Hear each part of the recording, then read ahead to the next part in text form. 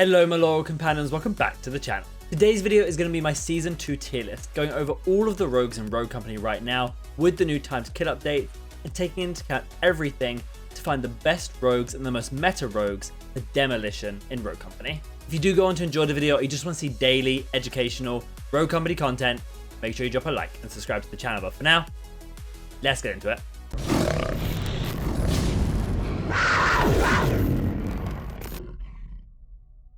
As usual, this tier list is going to be broken down from S tier all the way to D tier, with S tier being your main meta rogues that you're pretty much going to want to have one of in every single game. Your A tier rogues, who are those rogues who are really reliable in any sort of team comp that you can flex in whenever you want, and are just really solid at the moment and good meta rogues. You have the A/B tier, which in my eyes I added in for this one, are skill dependent on whether they are A tier or B tier, so it's going to matter the ability of the player rather than the rogue itself.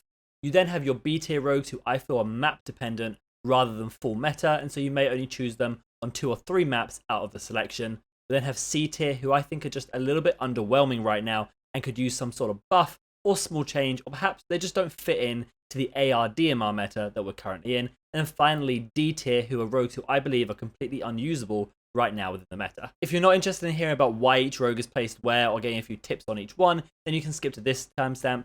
But if you do want to get a bit more informed, then continue on with the video. Starting off with Anvil, the king of retake, he is setting himself nicely in A tier in the current meta of the game. The ability to use him for retake purposes to go and defuse the bomb when it's been planted is still really strong, and that pressure is definitely felt within the game. With the time to kill changes, his LMG does hit really hard, and the ability to pierce through enemies with the penetration upgrade is really nice also. His C4, flash immunity, and his shield are really useful, as well as his trophy systems being really key in this sort of meta where grenades are being used to get initial picks of damage off. Anvil also has some of the best perks in the game with Headstrong, Life Drain, and Tenacity, making him an absolute tank and kill machine if he gets rolling with the LMG, so he's going to stay nicely high up in this meta as A tier. Chaac comes in next, and Chaac definitely suffered with this time to kill update. He's going to be placed in the C tier as a rogue who's a little bit underwhelming at the moment. I do feel that with the time to kill changes, he does get melted through his ultimate a fair amount of the time, especially if they start team shotting. It's kind of like you didn't even pop anything. The D40C definitely does help him in these isolated 1v1s. It is a good SMG, although not a top tier one,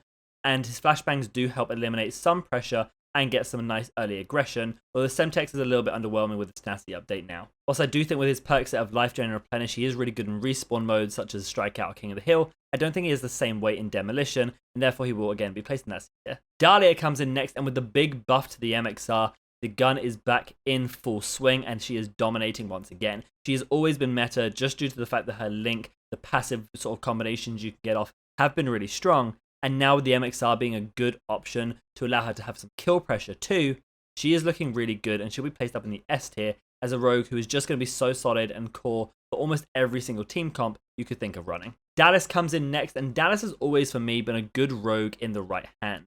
I find that his skill cap is pretty high in terms of his weapon accuracy, and this is why he's going to be placed in the A/B tier as a rogue who is more skill dependent to determine his place in the meta.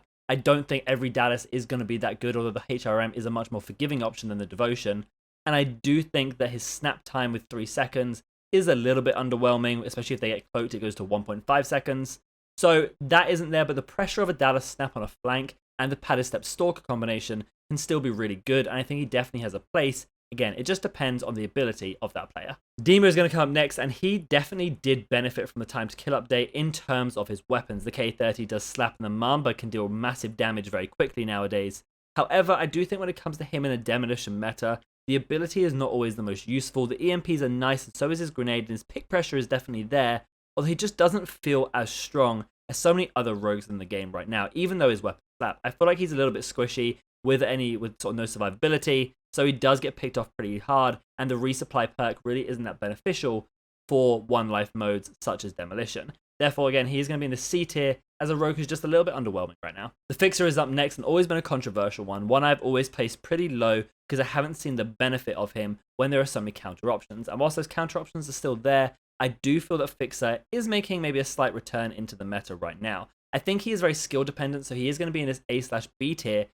But I think that people who can use that sniper to the best of his ability with the 1 bullet change that we went over in yesterday's video are going to absolutely dominate. But more than that, the Deadeye is the more optimal option, and this can really beam using his ability to see through smokes. The time to kill update meant the smoke grenades are a little bit more useful at sort of guarding angles that you may not want to get beamed from, and therefore Fixer with that counter to smoke is proving to be a little bit more dominant nowadays. With the C4 and the Warrant as well at his side, he is pretty good at up-close engagements if you can't rely on that sort of long-range weapon. And so he's going to be, as I said, in that A-B tier, very skill-dependent, dependent on the player, but is looking pretty good. Glitch comes in next, and Glitch got some massive buffs that really would have helped him in the strategic sense for the demolition meta. However, what did suffer with Glitch in this update is the time to kill changes, where the LMPX is arguably, in my opinion, the worst SMG right now. Although it can do well and it is okay at all ranges, it is not the best at any one of those ranges, and that means it does suffer, and Glitch suffers therefore because of it, because the shotgun really isn't that viable. His ability obviously is much more impactful, and from a strategic sense, this is proving pretty nicely, so he will be placed in the B tier. He's going to do really well in maps like Glacier or Icarus, but when it comes to sort of these larger maps, his ability and hack range isn't quite there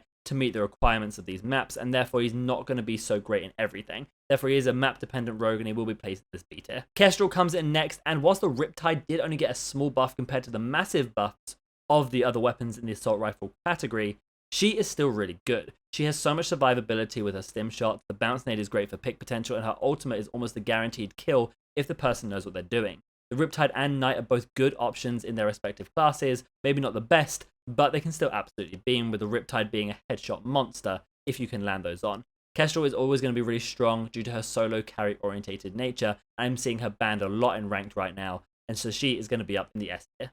Lancer comes in next, and Lancer will always be one of these rogues in a demolition one life sense that is very dependent on the player using her, the positioning and strategic sense. I do not think she just wipes through demolition lobbies unless she is playing well, unlike say a respawn mode where she can absolutely dominate regardless of the player skill. I feel like in demolition, Lancer is very skill dependent, so she'll be in this A or B tier just due to the pressure of her flanks, due to the padded step stalker combination, her Semtex, her smoke grenades, which as I said are very useful right now, and just the pressure that she brings even if she decides not to flank. Mack is the new rogue to join Rogue Company, coming from the Justicar faction. He's come in with a boom, and he's going to come in at the A tier of this tier list. I think he's a really good rogue. The conviction is a beamer of a weapon. The objection isn't bad if you want to switch to that instead for up close fights.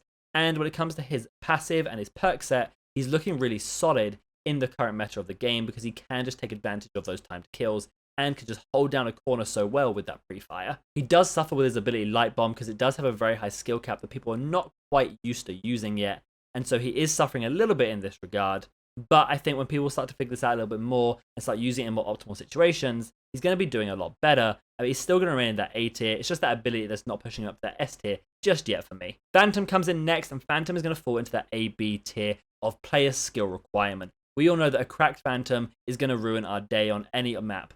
But when you get those Phantoms who are not quite good at hitting those snipes or rely on the Nightshade more so than the sniper, they don't have the same impact as they do, such as the good Phantom. Therefore, she is going to be one of these rogues who are very dependent. I think she's got a great kit, and she does have a lot to her that can actually carry games if you're good enough. But again, it depends on how good you are at a sniper more so than anything else. So she will fit into that A-B tier. Ronin has finally, for me, come back into a place of being a solid rogue within the game. She's going to be sitting in A tier as a rogue that you'd almost always want to pick up if you're just unsure what to pick and need something to fill the void. The K30 and the SLC are pretty much close to top tier in their respective categories, and with tenacity now being strong again, she has a lot of survivability. With the grenade and smoke grenade, two fantastic pieces of equipment, and the ballistic knife to get some really good picks or one-shot potential if you direct impact, Ronin is looking really solid as a rogue that can fit into any situation once again. The jack of all trades is back, and I think she is a solid rogue going into any team comp or map. Saint is going to be up next, and he's going to be in the B tier as a map-dependent rogue. And not so much because Saint is in the weak. I think his Mark IV beams, I think the Mamba beams, I think the C4 is really nice, and his res is okay. But compared to Dahlia right now, he just doesn't stack up. Dahlia is back in the place of power where she once was, and therefore Saint will suffer. Her pick potential is better, her survivability is better, her revive is better, but the only downside is that you don't have the global revive, which Saint does have to make up for it. I do think Saint is perfectly viable, and the double res comp is still really good, but I don't think Saint compared to Dahlia is in the same level, and so he's going to be sitting in this B tier. Scorch is up next, and I was worried about this update with Tenacity returning that we would see the return of the Scorch, who was basically unkillable with her fire immunity, headstrong, and tenacity, but it hasn't quite seemed to gone that way yet. Scorch hasn't been picked up as much, and although she does have insane kill pressure with the SLC using her overheat ability, I don't think she's, in the current meta, as good. DMRs and ARs are kind of beaming right now, which means Scorch is struggling to get close enough to really use the full power of the SLC. On certain maps, I think she's good, but on most, I think she is a little bit underwhelming, and so she is going to fit into that C tier category for me on this tier list. Seeker comes in next with arguably the best gun in the game, the Sahara right now, with a 25 body damage shot, means a 4 shot at the closest range, and it does have good range fall off as well, meaning it beams at most ranges. Now, I believe he is likely to get nerfed soon, but with a really good reveal in his bow ability, and with his bounce nade giving him extra damage, he is looking really strong right now at getting early picks and early information for the team. He just feels a slightly better Void than Dallas right now, with a better weapon as well to accompany that. He does have pretty good carry potential right now. I do think he absolutely beams, and he's actually my most banned rogue currently that I'm banning because I do not want the Sahara in my games. And so I'm going to put him up in the S tier as a rogue you're pretty much going to see every game, either picked or banned. Sigrid got a big change so that you can no longer melee her through her shield, and her reliability as a frontline breacher and her survivability, including her 1v1 pressure, is insane right now. She is definitely an A tier rogue here on this tier list. I am absolutely falling in love with her. She is honestly maybe one of my favorite rogues in the current meta. The warrant is beaming even through the time to kill, and her survivability with tenacity getting its full strength back, with life drain, with stims, and with the Semtex just in case you need that kill pressure from an explosive.